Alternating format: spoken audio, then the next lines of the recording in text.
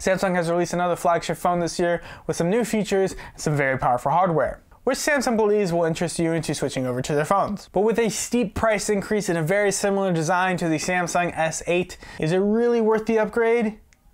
Maybe. Maybe. Let's break down the S9 Plus and see if it's really worth it.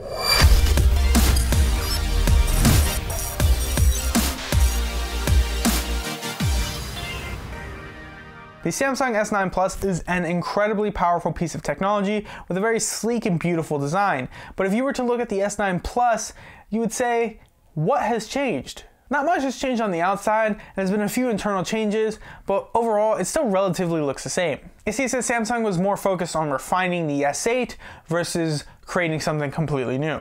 Design-wise, the Samsung S9 Plus looks very similar to the S8, but with a few different changes. The bezels have been trimmed down a tad more, and the fingerprint sensor was moved down below the camera, which still seems a little bit unnatural to me, but we'll get to that a little bit later. Other than that, many of the features from the S8 still remain the same on this phone. It features 3 buttons, including a home button, a volume up and down button, and a dedicated Bixby button, which cannot be remapped by default, but some people over on XDA do claim that there is software to remap it. It also features a USB Type-C port for charging and data transfer, and also a 3.5mm audio jack. It also includes a slot at the top of your phone for your nano SIM card and a micro SD card, which you can expand storage up to 400 GB. Alongside all this, it features a single speaker down at the bottom, which is tuned by AKG, and then they provide a Dolby Atmos feature in the settings to enable a cinematic-like experience. Personally, I'm not looking for cinematics on a phone, but it does sound pretty good. The speakers can get quite loud and they're somewhat clear and crisp, but they're a tad bit muddy and tinny, but that might just be a trade-off that we're going to have to accept in order for the speakers to be IP68 water resistant like the rest of the phone. The Infinity display is amazing though. The screen is really nice to look at. With its dual curved 2960 by 1440 AMOLED display, the screen is one of the best screens that I've ever seen on a mobile device. Seriously, it feels so good to look at. It's very crisp and the colors pop out really well. It's a very bright display and is one of the brightest displays I've seen on the market. It is unfortunate though that out of the box the phone is not set up to the highest resolution, which unfortunately most people don't know about. Out of the box, it is calibrated to Full HD Plus or 2220 by 1080, and in order to get the full experience, you have to turn on high performance mode or manually go into the display settings and turn on the WQHD settings, which puts the resolution at 2960 by 1440, and man, it really makes a difference. Continuing on with the display, there's further customization to be found on the S9 Plus. The default screen mode on the S9 Plus is the adaptive display mode, with the AMOLED Cinema, Photo, or Basic screen modes also available. In my opinion, I think the screen is a tad bit too overexposed and is a little bit on the cool side. I personally use the adaptive display mode, but I do set the slider all the way to warm, which in my opinion gives me the more true-to-life image. As for security on the phone, there is several options for us to choose from or combine together in order to unlock our phone. There is your standard password pin setup, and there's also a few biometric options such as a fingerprint sensor or the iris face scanning combo, which Samsung has dubbed as their intelligent scanning. Let's address the fingerprint sensing first. Thankfully, the people over at Samsung have heard the complaints about the S8's fingerprint sensor location and have moved it below the camera, but still not really near the middle of the phone. For me and various other people that I've had try out this phone, I still think that the fingerprint sensor location is still a little bit far from one's natural reach, and even though it is below the camera now, I still think it's too close to the camera. I still find myself touching the camera instead of the sensor at times, but not as much as the S8. Samsung has also done a really good job on making sure that smudges don't translate onto the camera, as I have touched the camera quite a few times, but in the camera app I have seen no smudges whatsoever, so good job on that. Now, there is no raise to wake feature on the S9 Plus, which unless one has always on display turned on, you have to press the power button and then the fingerprint sensor in order to unlock your phone. In my opinion, I think that the home button and the fingerprint sensor are just too far away from my natural hand position, and I end up having to do some sort of hand shimmy in order to unlock it. Although if you are willing to deal with a little bit less battery life, you can always leave always on display turned on, and therefore all you have to do is put your fingerprint on the sensor and then it'll unlock. Regardless of how you set it up though, it's super fast and quickly recognizes my finger, and for that I'm really happy.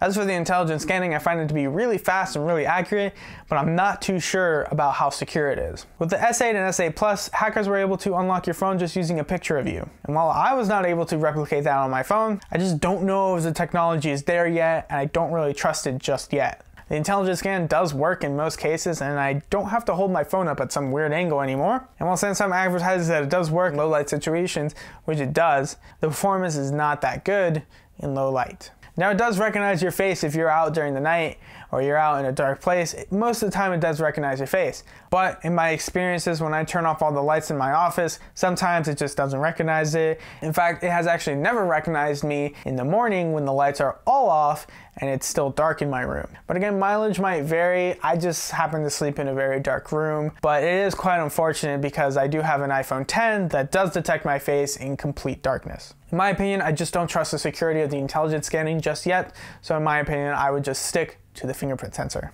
Now, Samsung has put some of the best hardware in this phone to date, featuring a Snapdragon 845 and 6GB of RAM, and with a Geekbench score of 2416 on the single core and 8410 on the multi-core CPU test. This phone is incredibly fast and one of the fastest Android phones on the market right now. Games run really well, and most of the UI feels really snappy and responsive. Emphasis on most though. Let's take a look at Bixby. It's f***ing laggy. Like, look at this. Look at this lag.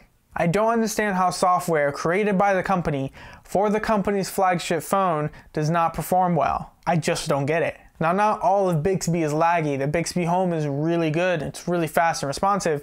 But the one feature that I was looking forward to, which is Bixby Vision, is the one that is arguably the least optimized in this situation. So hopefully Samsung will fix this or optimize it in some way, because right now I'm just not enjoying it at all. But I digress. Let's look at the camera. One of the first of its kind, the Samsung S9 Plus features a dual aperture camera.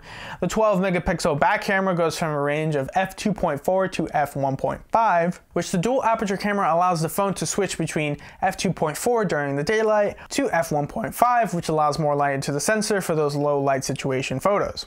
The auto mode does a really great job in automatically adjusting good settings in order to take some photos, and in the daylight, I'm quite surprised how well the photos came out. Sometimes the photos came out a little bit on the cool side, but in the Pro mode, you are able to manually set the temperature to get a more true to life photo. Unfortunately, low light performance is a hit or miss and sometimes comes out quite blurry. So I would still try to find some light in order to take those super cute pics on a Saturday night when you're out with your friends. Now, the super slow-mo is super slow. At 960 FPS capped at 720p resolution, you can get some really interesting shots with this. But it looks so low res that on a high res phone like the Samsung S9, it just looks grainy, and I don't think I'll ever find a use for it. But you do get the 240 FPS slow-mo at 1080p, which I do think looks very good, and I do see myself using. The camera also records in 4K at 30 and 60 FPS, but as of right now, you are capped to a maximum 5-minute record time. As for the front camera, it features an 8 megapixel f1.7 camera, which does take some very nice and crisp selfies. And the selfie focus is a really cool idea to get some nice bokeh in the background of your photo, but in my experiences, it has ended up just blurring the sides of my face. Now, a cool feature that Samsung has been boasting about in the S9 was the AR emoji feature, which was Samsung's take at Apple's Animoji. And let me tell you, it is creepy as hell. Seriously, the avatars are not cute at all and they horribly track your mouth. It's not accurate at all, and most of the time the avatar just looks like it's quivering in its mouth because it's haunted by the visuals of the creepy Samsung avatars. Besides the nuances here and there though, the camera is really good though. And I think a lot of people are going to enjoy this phone for taking photos, especially when they're out all day, on vacation, or something else. Now, yes, I did say all day. The battery life is super awesome on this phone. The Samsung S9 Plus features a 3500 mAh battery, which can hold your charge for the whole day. I use the S9 Plus throughout my whole day on high performance settings. I don't do many intense things, just texting and checking my social media and email, and then playing a few games on my downtime. And I make it throughout the whole day without having to charge my phone. It also charges relatively quickly. I went from about 10% battery to 100% in about an hour and 15 minutes. Keep in mind that this is wired charging and not wireless charging. I found wireless charging to take a couple hours, but it's not that big of a deal. Regardless though, the battery is the one thing that hasn't blown up, but has blown me away with its performance.